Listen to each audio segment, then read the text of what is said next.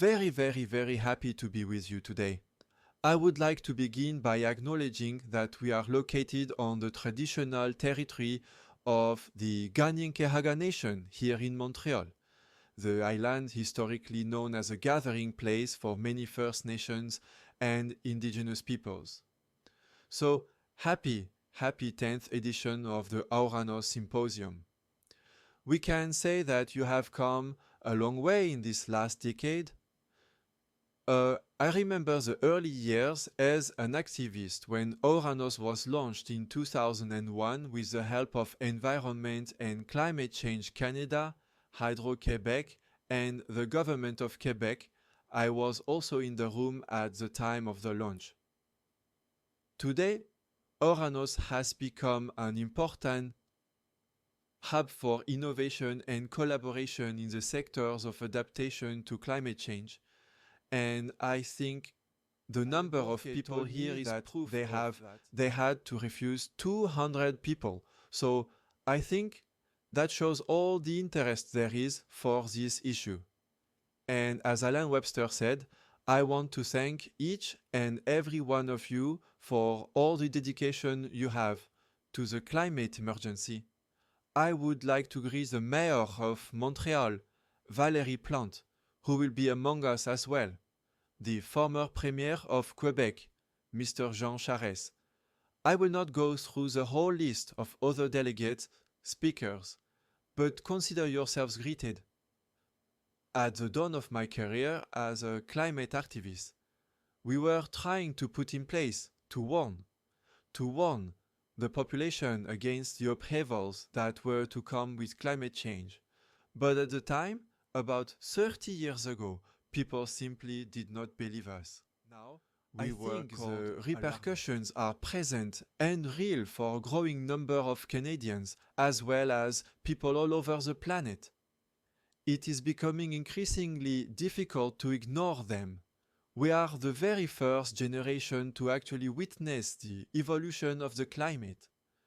This is a crucial moment where we must ensure that our communities are ready to face it.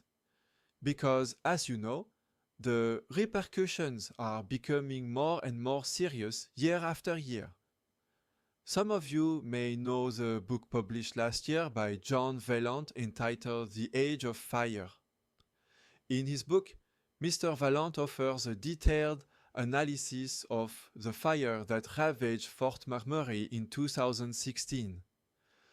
At the time, it was by far the most costly disaster. There have been many others since, but Mr. Vaillant, in his book, estimates that we have entered what he calls the Petrocene, explaining that the mastery of fire was at the heart of our evolution, but that we are today dependent on fossil fuels, stuck in a vicious circle where forest fires and other natural disasters worsen practically from year to year.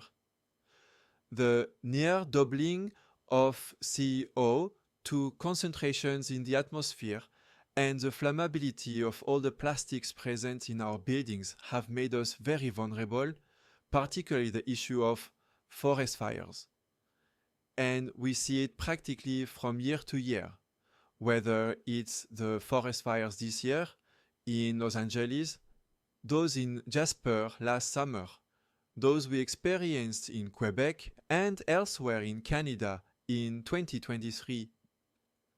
And new records keep being broken. As you probably all know, the year 2024 was the worst season in Canadian history in terms of damage caused by extreme weather events. It often represents billions of dollars, more than $8 billion last year, according to the Insurance Bureau of Canada. In 2025, the Climate Institute of Canada estimates that the costs of climate change could climb to $25 billion. That represents almost half of the projected growth of our GDP. That's not nothing. We are talking here about a G7 country, and the impacts could be of that order. So, when politicians decide to ignore this reality, it is the entire Canadian population that lets down. But we talked about it earlier on the panel. There is a new style of right-wing populism that generates a lot of disinformation on several issues, but certainly on the issue of climate change, which is increasingly omnipresent, I would say, on the internet, the causes of forest fires, or finding solutions. We saw the fire services being criticized, the firefighters, the families who lost their homes being at the center of political games. We saw that in the United States, and we saw that in Canada as well. I, I witnessed it last year in Jasper anyway. Alan Webster talked about the fact that there is a broad political consensus, and I obviously very much agree with him. There is an elephant in the room in the House of Commons anyway. To do it, Pierre Poilievre organized a few years ago an event in Kelowna while the city had just gone up in flames against climate action. You have to do it anyway. These are politicians who are disconnected from this reality and who are disconnected from Canadians who are increasingly concerned about the issue of climate marketing, commissioned by Equiterre, shows that communities across Canada are increasingly understanding the impact of extreme weather events and that they want a clear commitment from their government.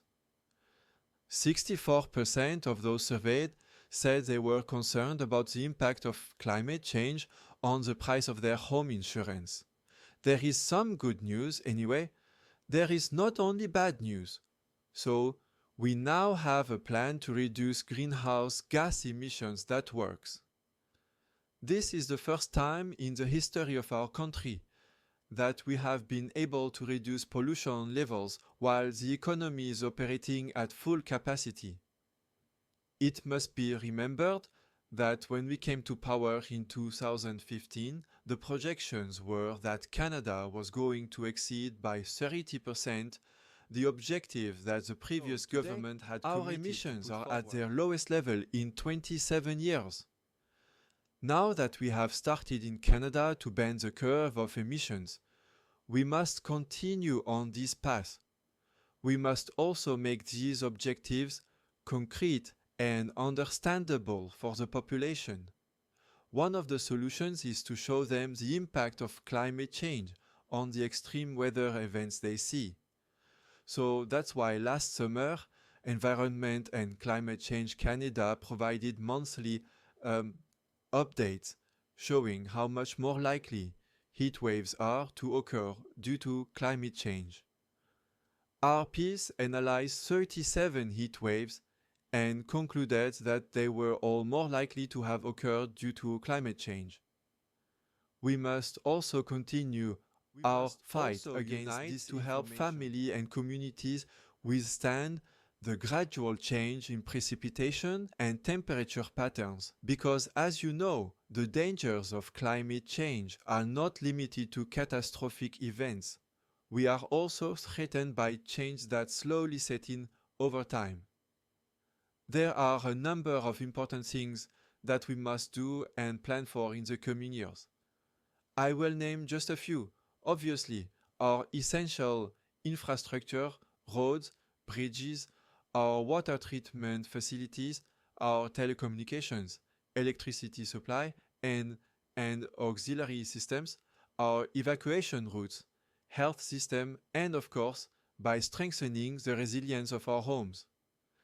Today, a little later, my friend and colleague Harjit Sajjan, the Minister of Emergency Preparedness, will announce important changes to the critical program of the federal government's disaster financial assistance agreements. Since its creation in the early 1970s, this program has devoted $9 billion to post-disaster reconstruction. But the majority of this money has been spent in the last Harjit will announce from April 1st. We will reform the program so that it focuses on preventing future disasters, will now include a new component dedicated to mitigating the effects of disasters that will finance at least 50% of the costs incurred by the provinces for the implementation of structures designed to prevent disasters before they occur. The program will also fund additional support measures such as mental health and financial advice so that the affected population can benefit from it. In addition, the threshold for damaged small businesses with a turnover of less than $2 million raised to $15 million. So we will have more details on these changes announced. Our government launched the first ever National Adaptation Strategy Canada. This is a milestone for Canadian society. This effort required a lot of coordination with the provinces, territories, Indigenous peoples, experts like many of you in the room, to determine clear targets that would reduce the risks to the impacts of climate change.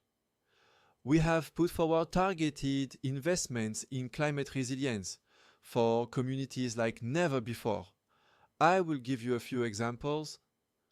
Launching a massive tree planting initiative to mitigate heat waves in eastern Montreal, helping Victoriaville increase its resilience to floods and protect its population from fires by reducing the number of residents without essential services. We helped Saint-Marc-sur-le-Lac repair, strengthen and raise and waterproof its dike following the floods of spring. That excites me the most is certainly the new local leadership program for climate adaptation that we launched last summer with the Federation of Canadian Municipalities through the Green Fund. This is one of the largest investments in Canadian history in climate adaptation for communities. This program will help fund more than 1,400 projects in municipalities across the country. Projects may include building new dams and flood control reservoirs, improving infrastructure such as building elevated roads or creating green spaces to mitigate heat islands and support biodiversity. The mayor really likes that. The sponge parks, it's me too. We both really like that. This program will also support municipalities in developing climate change adaptation plans, which is also an objective of projects will soon be announced nationwide. And I know that the Federation of Canadian Municipalities is working with the government of Quebec so that we can support municipalities here as well, because Quebec has long been a leader, having started with its own climate change adaptation strategy.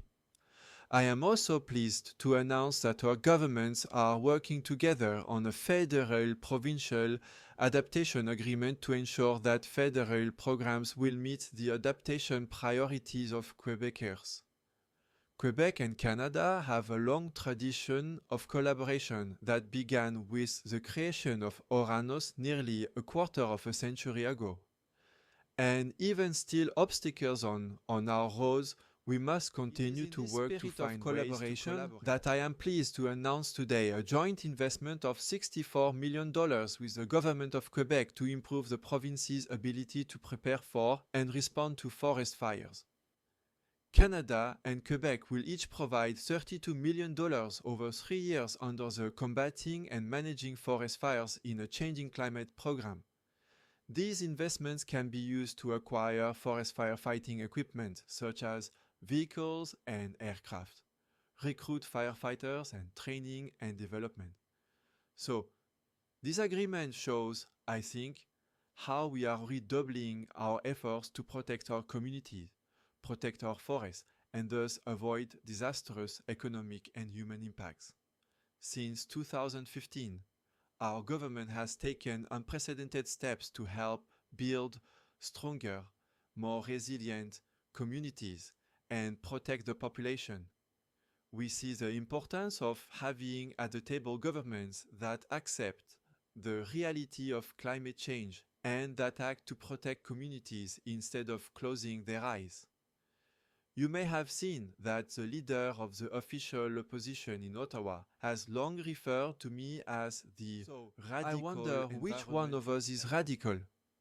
The one who works with experts, municipalities, provinces, indigenous peoples to fight against climate change and implement adaptation programs, or the one who, when he does not outright deny the reality of climate change, does everything to prevent this climate action. With the National Adaptation Strategy, the foundations of a targeted policy across the country are already in place. Through investment, planning, and collaboration, we can support communities facing climate disasters and ensure that future generations of Canadians can live in a safer, more prosperous country. Thank you. A lot. You mentioned the possibility of replacing the carbon tax with something. What would that be and when? Well, in fact, what I said is that I still believe that the consumer component of carbon pricing is a tool that works in terms of public policy that allows us to reduce emissions, but I also recognize that it is a tool that is becoming less and less popular. Climate change is not based on a single measure. There are about 100 measures that we have deployed in recent years. So it is certain that there are other mechanisms that we can use to continue the fight against climate change, that we can improve in certain cases. I am thinking of the industrial component, carbon pricing, for example, which gives us nearly 3/4 of our emission reductions. There is the cap on greenhouse gas emissions that is coming. I will finalize in the coming weeks a regulation for the oil and gas sector to reduce their methane emissions, a very potent greenhouse gas, by at least 75% by 2030. It is the most stringent regulation on the planet for methane, and we are the fourth largest producer of oil and gas. Fuel consumption, because that's the objective of the component, for individuals on the carbon tax. So, what would you replace that with? The objective of the consumer component was particularly to ensure that people adopt that. We will look at what other mechanisms we could put in place. I don't have a precise answer to give you. And you have examples. You've been working on this for a long time. I mean, you've been thinking about these issues for a long time. You probably have some examples in mind. What could replace? Well, I gave you some in terms of reducing greenhouse gas emissions. I gave you a few. So, of these examples, it is certain that everything we do, for example, in terms of active and collective transportation investments, record investments in both cases, support for the entire electric car battery, and so on.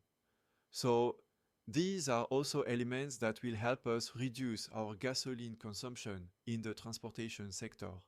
And on that, we are pursuing 100,000 miles per hour. I would like to hear from you on the threat of that would arrive on Saturday. Does that worry you? I think we are all very seized with this issue. Canada is preparing a response. If the tariffs come, we'll see, and I'm not going to speculate on what we're going to do. We will first see if this is the case on February 1st, what is the nature of these tariffs? Which sectors are impacted, at what level, and then we will adjust our response accordingly. What can your government do for Canadians before the House returns on March 24th if the tariffs are implemented? There are a lot of measures that we have and tools that we already have at our disposal without necessarily needing to go back to the House of Commons. And there are some, even an opposition party that said, well, if it's necessary, we would be ready to support the government in the House. So I think we will see what these measures will be, if these tariff measures arrive, and what is the nature of the response now, or do we need to do something else? The opposition, for example, certain measures require a vote of parliament to spend money, for example, you will understand that I am the Minister of the Environment. So it would be the House leader who takes care of that, Steve McKinnon, as well as several other colleagues. Me, I take care of my part on environmental measures and how we will ensure that our measures can continue to move forward. Me, I'm not from the school. My God, we must stop everything we are doing in the fight against climate change because the United States, the administration, is no longer interested. If we think of the zero emission standard, for example, yes, there is no longer one at the federal level in the United States, but there are still 15, 16 states that have their own zero emission standard for vehicles, including California subject, including there are governments that are already starting to say at home that we must ease up on climate measures because of the measures. What do you think? We are not going to start undoing our plan to fight climate change on the basis of measures that might come from the United States. We are not sure. It makes no sense. Let's see what measures will be announced by the administration, how they impact Canadians, and if there are adjustments that are needed. But me, I am not at all from the school of EF. We must start making changes preventively. It makes no sense. Mr. Poilievre wants to talk about bringing back projects like GNL Quebec for precisely the oil to avoid tariffs in the United States. Could we do that in Canada precisely so that our oil is marketed? Poilievre does not seem to understand how the energy reality of Canada, North America, and the planet works. There were public hearings from the federal and provincial governments on the GNL Quebec project. This project was rejected by the government of Quebec and by the federal government. If we went ahead with a project like that, in 10 years, we would still be talking about it, would no longer even be at the White House. Mr. Poilievre has this tendency of magical thinking, thinks that these projects are done with the snap of a finger. It's completely ridiculous and it has nothing to do with reality. Our oil, if we can no longer sell it to the United States, why couldn't we sell our oil to the United States? Too high? It's too. We are one of the largest exporters of energy to the United States of America. If Canada were to stop our exports, the cost of energy would increase significantly in the United States. I'm not sure that the President will be interested in that. To hear from you also on what you announced, the envelope for adaptation to forest fires.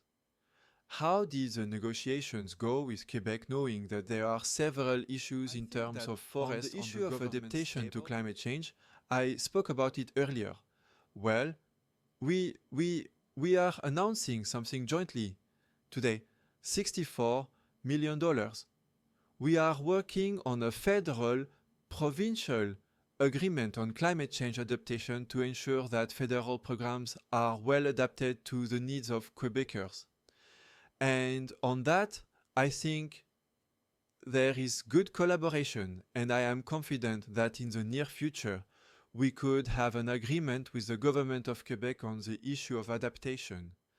And are these changes going to be implemented in the coming weeks before the return to the House? In fact, or is that for it to be for the program on forest fires, whether it is more generally for adaptation, I don't need to go back to the House of Commons for that. I have all the necessary authorizations to be able to sign an agreement of this nature. Yeah, you talked about the possibility of buying planes.